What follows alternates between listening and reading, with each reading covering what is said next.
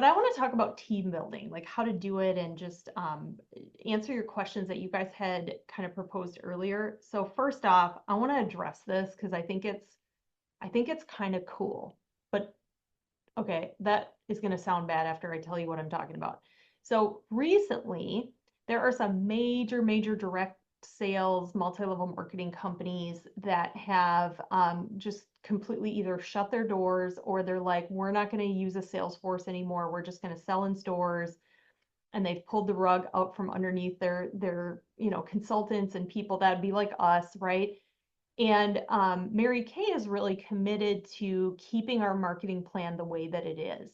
And here's the difference. So if you're scared about this or just like wondering, here's the difference. Companies like Rodan and Fields and Beauty Counter, all these, things that have kind of like recently done this, they started with a product that they thought was really good, and then they thought, well, how can we sell this product, right? And behind that, they created a sales force. Mary Kay was the other way. Mary Kay was a very smart woman, and she wanted to create an opportunity for women. And so she created an opportunity and then thought, what product could go with this opportunity? Do you see the difference? A lot of them are product first, opportunity second. Ours has always been opportunity first, product second, right? Like Mary Kay, that's how Mary Kay, and that is why we will survive because, well, first off, we're not just surviving, we are thriving. But that's the difference between us and other companies. And so I've been thinking a lot about that lately. And to me, what that says to me is that we're opportunity first, product second. We're always going to sell product. That's the opportunity, is that we have the ability to change our financial situation selling the product. So I don't want to discount that. We do, as a team, we sell a ton of product, but it is our job. It is part of what we do to share the opportunity, right? Because that is what our company is based off of. So I just wanted to like give you that mindset shift that like we're opportunity. Because we're an opportunity, we're a company, right? The other thing I want you to know is that everything that we do is sales. Team building is sales. Sales is sales, and booking is sales. I know we've been talking a lot about this, but everything that we do is sales. And sales isn't icky. It's not convincing. It's not, in fact, the root words of convincing mean to defeat your opponent. Okay, we're not defeating anybody, right? And here's what I want you to know. If you have a really hard time and struggle with the concept of labeling yourself as a sales girl or as a salesperson, here's why. We have only ever heard of the only salespeople you hear of are bad salespeople, right? They were pushy. They were, you think of these like slimy guys walking up to your front door with a briefcase. You only ever hear about that. And do you know why we don't hear about good salespeople? Because do you know what good salespeople are called? They're called good listeners. They're called she so gets me. They're called I love my consultant. She just knows what I need. Okay, people don't say, wow, she's such a good salesperson. You're a good listener. It just isn't labeled sales, but that's what good salespeople are called. And that's why we don't ever hear about good salespeople, is because of that. Now, Kendra put in the comments, the product sells itself. Yes and no. Okay, this product, okay, if I just hold it at you, are you buying this? No, the product is dead. This is dead. This is not a living thing. The product does not just like boop, boop, boop up to your front door and like sell to someone. I get what Kendra is saying because we say that a lot, that the product sells itself. The product comes alive through us, right? So we are a part of selling the product in the sense that it comes alive through Beauty Consultant. We bring it to life, right? So, and we do the same thing with our opportunity. So everything that we do is sales, and we don't hear about good salespeople because they're just called like good people, like good listeners. She gets me, all of that stuff. Okay, the other thing I want to talk about, Amber mentioned this in the comments earlier that, oh gosh, I gotta look it up. Hold on. Scrolling. Here we go. Okay, so she said, or no, it was Becky. Okay, getting team members to really work the business and not just personal use. So I want to talk about that for a second. Okay, so some of that, I trained on this at the director meeting at seminar, the Taylor Swift song that where it's like, hi, me, I'm the problem, it's me. If you don't know that song, you might want to look it up. um, so a lot of that has to do with what we sell on the front end. Okay, because what we sell on the front end is what they're going to buy. People don't do what they're told, they do what they're sold. And I think that some of this comes in our insecurity in the sense that we're scared to team build and we just want to have team members so bad. And so we like just put it out there like, oh, but you could just do it for like a discount. Please just join me. You know what I mean? Instead of bringing the power with it. And so then the people who are powerful at your appointments. So I gave this analogy to Amanda once because we were having this conversation about this. When you talk discount, like, oh, you could do this for the discount. It'd be so easy. You can just get in. We attract the people at that level, right? Like they just want the discount, just want to get in, don't really want anything. Meanwhile, when we talk small, because I really consider that talking small, when we talk small, the opposite is also true. We turn off the people who are big. But when we talk big, we're going to attract the people who want big. And the opposite is true. We might turn off some of the people who are like more insecure or don't want to do this or don't want to change. They're not like a Rebecca who's like determined to change her situation. You know what I mean? So, and that's okay. Not the message that you have isn't for everyone, but what message are you putting out there? Are you putting small out there or are you putting big out there? That is my first question to you. Are you putting out small or are you putting out big? And I know Misty has really shifted this last month. She had $1,000 party and she started talking big about it at her parties. And now she's got people joining her team that are thinking big. I started saying, you know what I love about Mary Kay is it gives women the opportunity to change their situation. You can go from where you're at to Pink Cadillac sales director within a year. And I know that seems really big and audacious. Jackie Engel just did it. Like people are doing this. And not that, it does take work. I'm not selling it like, oh, it's a sit at home and get rich quick thing. But what are you selling on the front end? Because people are going to do what they're told and not what they're sold. So that would be another tip.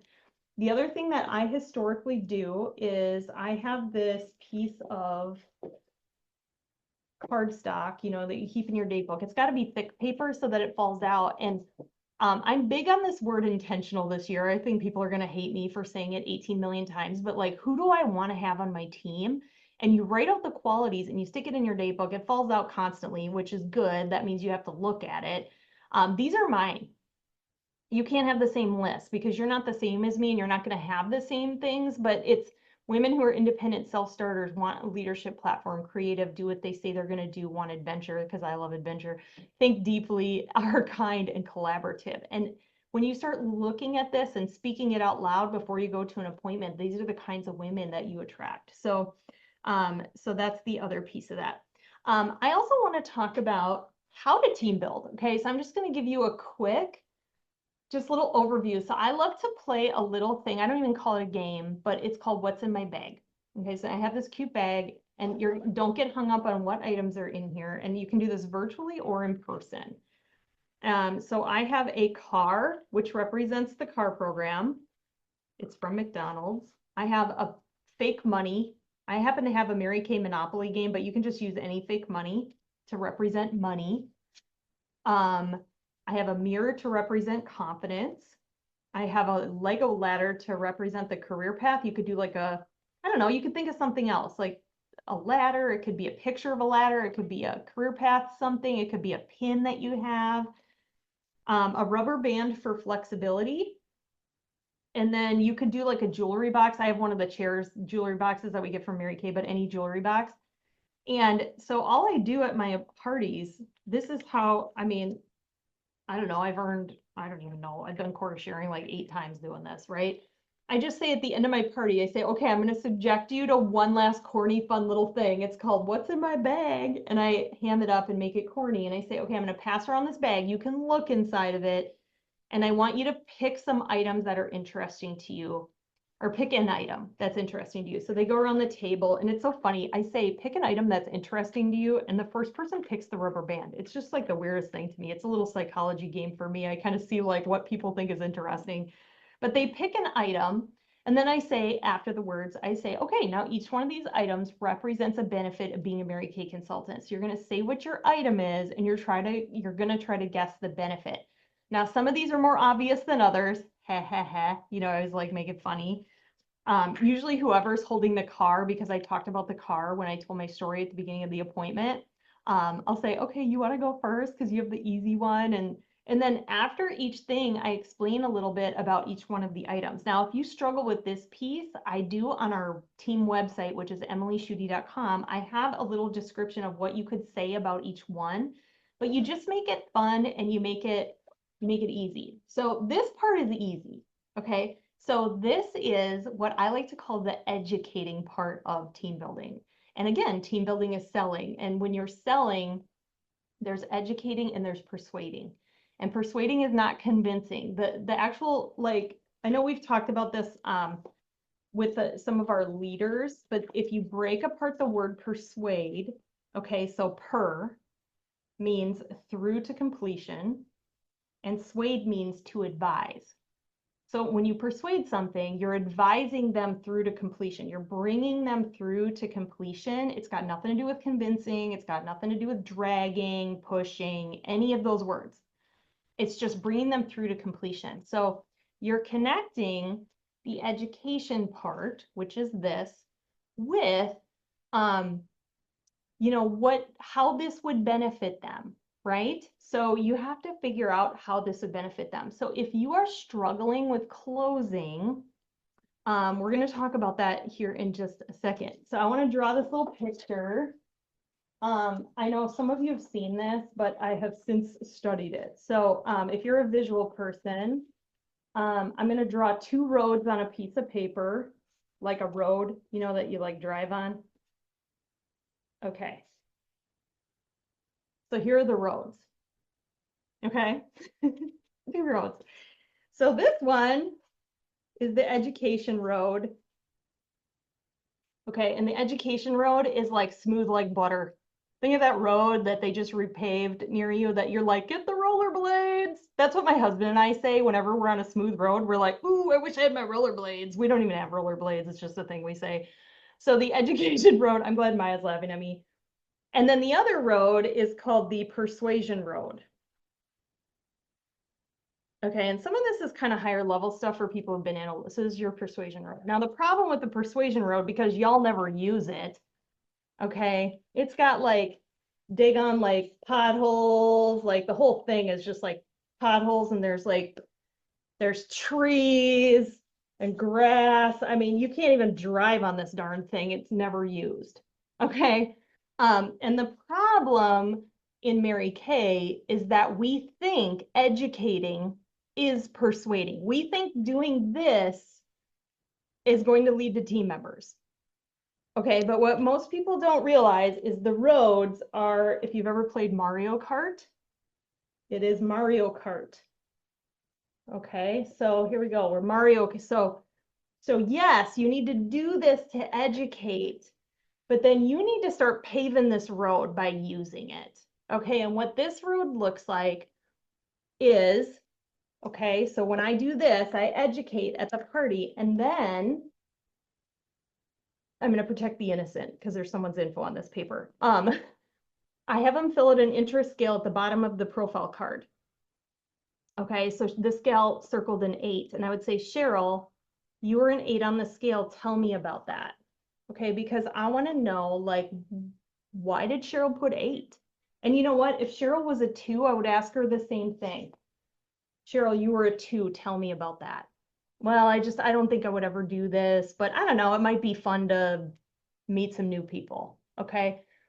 So again, The persuasion road, this is where we get to like have conversations, ask really good questions, and find out not only how this is going to benefit them, but how I can guide them through to completion because I'm persuading. So I'm going to guide her through to completion. So, and this, you guys, this is the road where you get paid. So I'm sorry, but you need to start paving it because this is where you get paid. So, this is where, you know, what you get. So this is what we do. This is what they're going to get out of what we do. This is what we do. This is what they're going to get out of what we do. And so what this looks like is, Tammy, tell me, you were an 8 on the scale. Tell me about that. She's going to say whatever she's going to say. It could be negative things. It could be positive things. And then you just ask questions like, so Tammy, tell me specifically what aspects of this would benefit you. And if you don't know what questions to ask, think of like, what would a naturally curious person ask someone? So Tammy, tell me, you know, in what ways would this benefit you? And she's going to say, well, I could use some extra money, or I could, you know, whatever. I always call it the zing. You know, they'll list off some stuff like, yeah, I could use money and the flexibility is nice, but I would love to travel. You know, like they kind of change their body language, and that's what you want to look for because you can just tell. And then you want to match your energy to theirs and be like, travel? Oh my gosh, where would you go? Like, what would you like about that? Okay, so let's say that this travel conversation goes for a while. Okay, so we're sitting in here just like daydreaming about travel. Um, Here's how you bring it back. Because again, this is Mario Kart. I would say, Tammy, I'm really hearing that you would love to travel more. If you would be open to it, I would really like to dig in with you and share with you ways that having a Mary Kay business could help you achieve that. Like, would you be open to me sharing that? Okay, and that's the conversation, and that's where you start persuading. You're just helping her. You're bringing her through to completion on what she wants to get out of this. So these are, I know that this, I've studied this a lot. This is just a picture to have in your mind to put when you're trying to like help someone and close someone. Now, if you struggle with closing, I'm going to end with this because this is what both Amber and Anna said, and I know there's more of you. Part of the number one reason we struggle with closing is because we care about the result too much. I want you to imagine if every person you met, if you were just bringing them through to completion and you didn't care if they said yes or no. The problem is that you care if they say yes or no.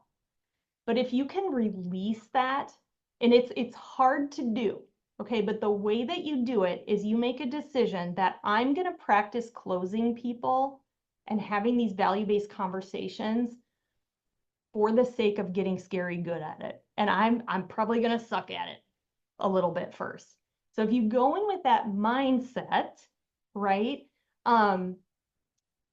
When you let go of that result, you don't care if you say the wrong things. You don't care if, you know, you think you come across a certain way. The problem is that you care too much. And I get it. Part of that is just your heart. Like we all have a bleeding heart for this business and we want people to join us. And we're like, oh my gosh, but what if I say the wrong thing? But how are you ever going to say the right thing if you don't practice by saying the wrong thing?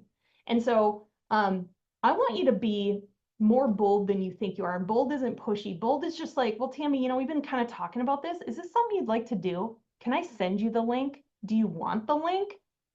Sometimes it's just as simple as that. Like, Tammy, we've been having a conversation about this, and I just have to ask, like, what are you thinking? We just aren't doing that. We're kind of like getting them to the door, and then we're hoping they're going to turn around and say, yeah, sign me up. But when we just need to because they're being kind of chicken pants too. So just asking them, like, what are you thinking? That's my thing. I get really chicken. So I just say, you seem excited about it, Tammy. Like, what are you thinking? And she's going to tell you. She might say, you know what? I really want to think about it, or I need more info. Okay, so don't let that go either. Can I ask, you know, just to help you? Like, can I ask what specifically you need more info about so that I can cater it to you? And a lot of times I need more info is really just, I'm too scared to say yes. And that doesn't mean you're going to pressure her. It just means you're going to know that, and you're going to ask better questions and say, okay, what type of info or what what hasn't been made clear for you, just, so I know how to tailor it for you and you take it from there. But I want you guys, if there's one thing we could do this year is to start being bold and just trying and just saying, you seem excited about it. What do you think? Do you want me to send you the link? Just try it at your next party or your next thing or your next conversation with someone. And I'm a big believer that if someone is meant to be on our team, they will be on our team somehow. And if they're not meant to be on our team, they're not going to be on our team. And so it just releases that. But the reason we aren't closing well is because we care too much about the result. So think about that and how that can maybe translate into your business and just start practicing. Like do the educating, right? The what's in my bag, get practice at that. It doesn't, you can stink at it, doesn't matter. You guys, I just did a party with 5 women from Brazil. One spoke English, the rest spoke Portuguese. I still shared, real basic. It was like, and I had 2 of them are interested. Like the transcends language, right? Like people are excited about this. It really is one of the best opportunities for women. And if you don't believe that, you can't. Here's what I'll say about bringing people through to completion, right? If it's a bridge, I know we've talked about the bridge of belief. I'm not going to go into that right now. Your people can only meet you as far as you go on the bridge. So if you don't go all the way across the bridge, like if you don't have belief in this opportunity, you stop here, she can only meet you this far. She can't get to the other side of the bridge because you're only here. Like if you're not sold out, you're not gonna be able to sell others out. So getting sold out in our opportunity, I'm totally sold out on it because I've seen so many other companies go away. Some of you who work in the corporate world, you know what that's like, even if it starts off good, it, often doesn't end well. And so it starts with our belief in this and our passion in it, and then doing this and just having some good conversations with people. So just practice without the worry about the result. So are we committed to that? Can you guys do that? Awesome. Okay, and then we have, oh, sorry, I went a little over. Is it Amanda has inspiration? I Kate. do. Okay, Kate's got quick inspo for us. Yes. And so this like carries on to the end of Emily's training. It's the poem, and I carry this around in my planner. So it's with me all the time when I'm booking, and it's the poem Maybe She Needs Me. So I'm going to read it to you all. It had been a long day, and I was finishing a task. As I hurried past her, that little voice said, Ask. Ugh, not today, I told myself. I'm tired, and it shows. Besides, I could look foolish, and it's likely she'll say no.